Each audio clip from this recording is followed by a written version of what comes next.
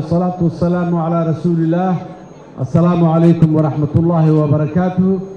maantana waa maalin kale oo ka mid ah maalmihii taariikhda ay samaysay dalkeena Soomaaliya. waxaan rabaa inaan u mahad celiyo dhammaan baarlamaanka federaalka ee Soomaaliya iyo guddoonkiisa, sidoo kale madaxweynaha Maxamed Cabdullaahi Farmaajo halkaan ugu soo dhaweeyay asagana waa u mahad celinayaa. waxaan u mahad celinayaa ra'iisul wasaaraha jamhuuriyadda federaalka ee Soomaaliya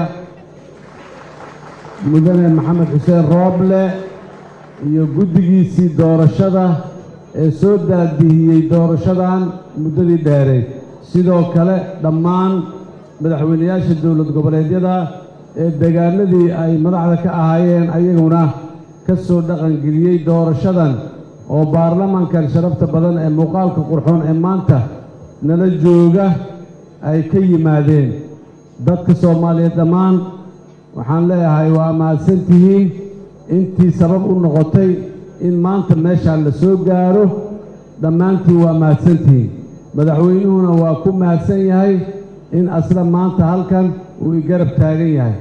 sidii aan marar badan oo hore ku celiyey, dalkeennu wuxuu u baahan yahay inaan hore u soconno, inaan dib u noqonno uma baahna, gocasho uma baahna, tabyo uma baahna.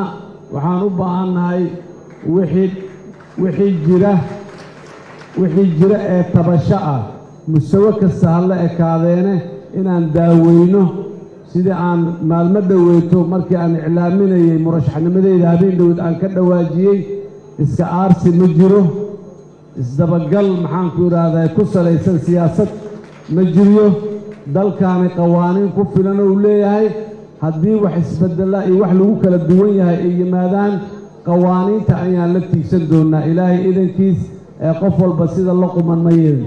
dadka Soomaaliyeed dhibaatooyinkii muddada dheer soo gaaray ilaa iyo maanta la joogo wixii ka horreeyay oo dhan waxaan leeyahay walaalayaal, xanuunka murugada xusuusta leh lama iloobi karo, laakiin waa la cafin karaa ee aan iscafinno.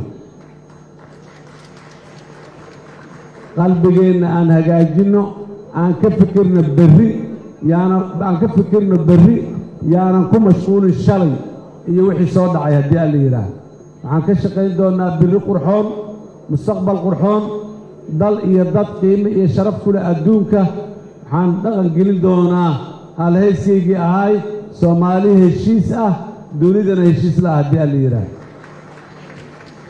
khudbadeenu ma istaagin, maantana caawana cawadeedii maaha, waa isla hadlid iyo khudbooyin waa noo dhiman yihiin.